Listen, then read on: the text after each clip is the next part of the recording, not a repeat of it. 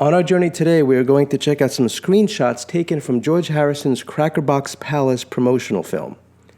So, slide on your backpack and grab your passport and come along with me as we travel back in time. This video is sponsored by Audible Adventures. Kindly sign up for an annual subscription today. It is a great way to support my research and my productions.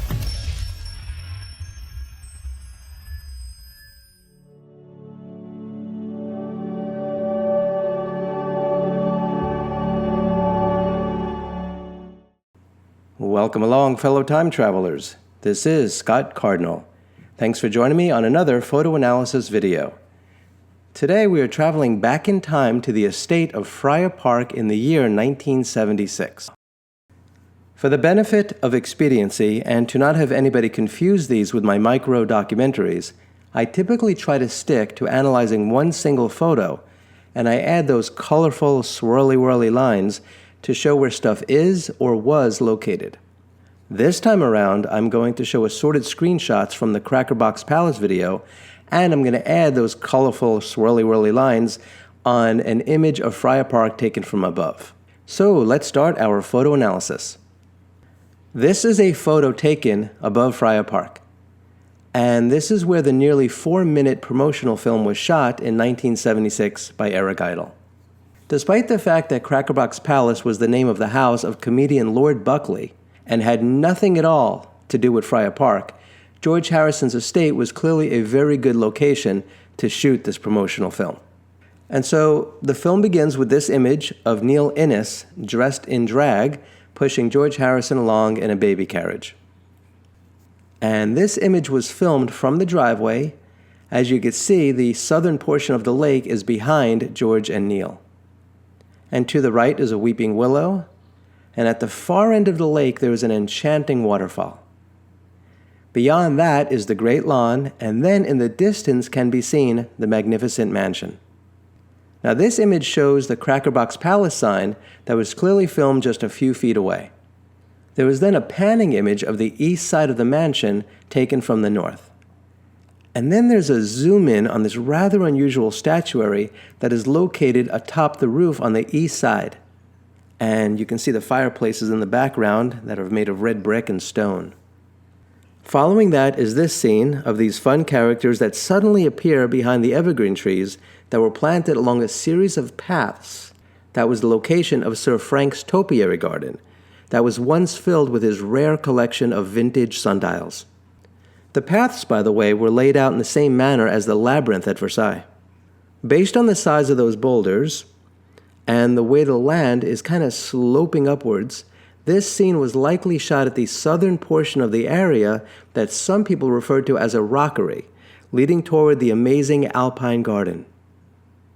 The next scene shows these two dignified and friendly-looking gentlemen standing aside a sign that some people have claimed was an actual sign that George Harrison had previously placed at Friar Park, and so was not necessarily a prop made for the benefit of this film.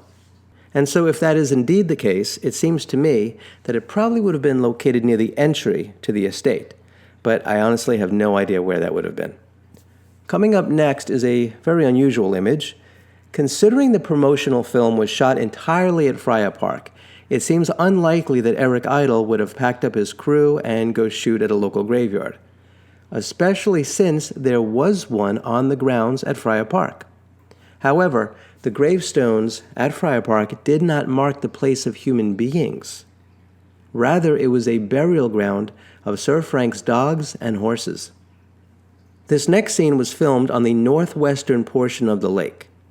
Looking down, you can see the characters standing, well, sort of dancing.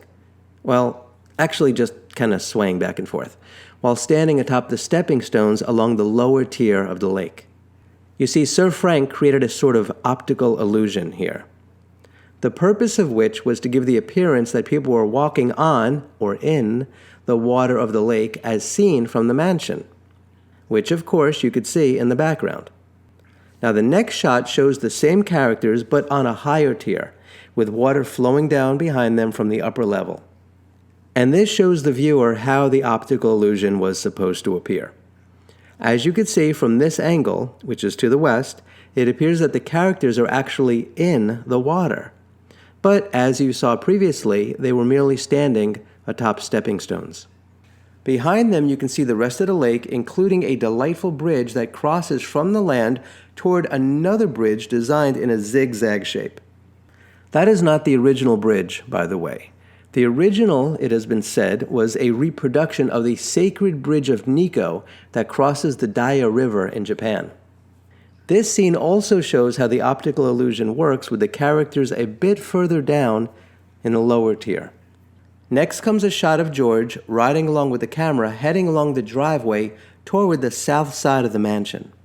Among other things, this shot shows the sundial that was designed to be placed along the exterior wall. Now, I'm going to talk about that in another photo analysis video, but just to give you a little bit of information, there is a motto, it's in Latin, and it translates to, "Shadows we are, and like shadows we depart." And on the other side, inside the mansion, is the fireplace to the dining room. Next comes a zoom in on the statuary of a blessing friar. There is then a zoom in on this wicked cool statuary of an ogre eating the head of a baby. And this is located, as you can imagine, above the dining room. In case you are wondering, this was inspired from the child-eating ogre sculpture in Bern, Switzerland. And this attractive image of George shows him as he approaches the entry to the mansion. And it's a really wide entry and really deep. It's about 10 feet or so. And above is a chronogram. And when the Roman numerals are added together, they come out to 1895, which was the year when the house was first inhabited by Sir Frank and his family. And the chronogram translates as follows: "Welcome, friends, as many as wish to enter. Come in peace, eat, drink, live merrily, in peace depart." And to the right is a stained glass window to allow light to shine into the dining room. This scene shows George entering the mansion, and behind him are double doors. And if you look closely, you can see that there are carvings of the faces of nuns along the top. Once inside, you can see a marble floor with very ornate designs. And there are elegant lattice designs along the walls. Now check this out. George was nearly 6 feet tall. And so if you kind of add him and add another one on top of him, you can kind of see that the ceiling is easily 12 feet high.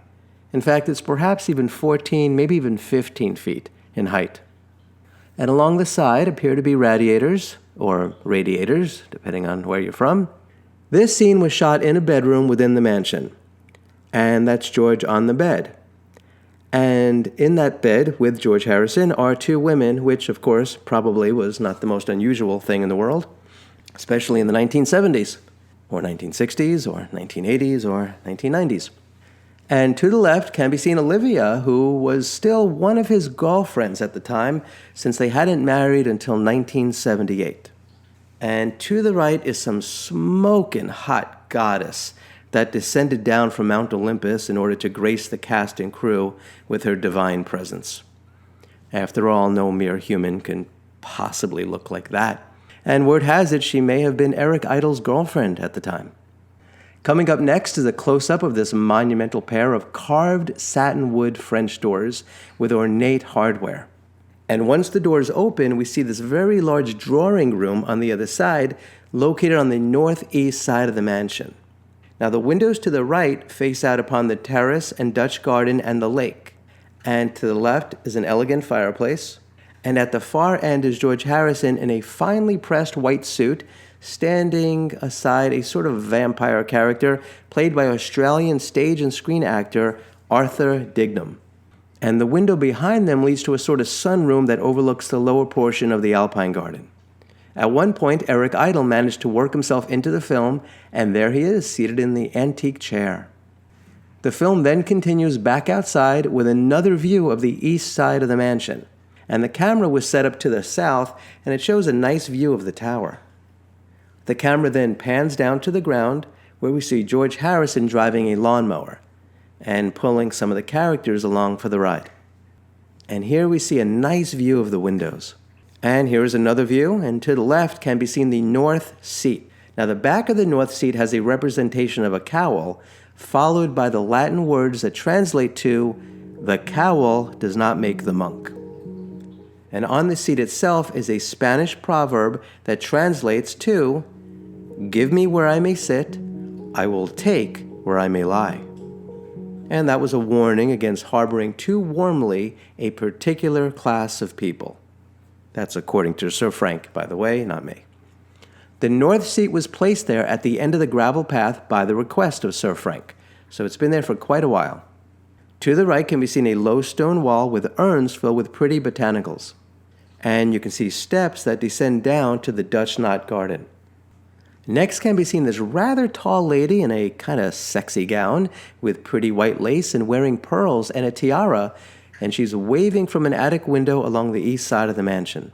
And then we see this little fellow, and he appears on the lawn with crisscrossing paths, likely in or around the topiary garden, which was seen earlier.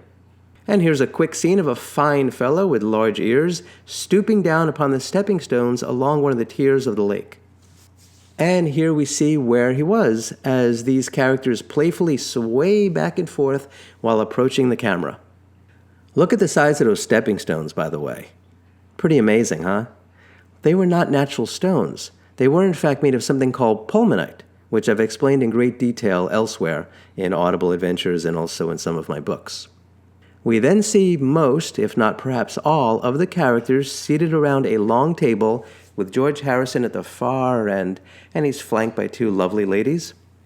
And then the promotional film ends with the camera up above in a window of the house, probably in the attic, showing everyone at the table placed on a grassy path between the open knot garden, planted, as you could see, with dwarf shrubs in a scroll form, with a fountain of perpetual mirth behind them. And so this concludes this photo analysis of the Crackerbox Palace promotional film.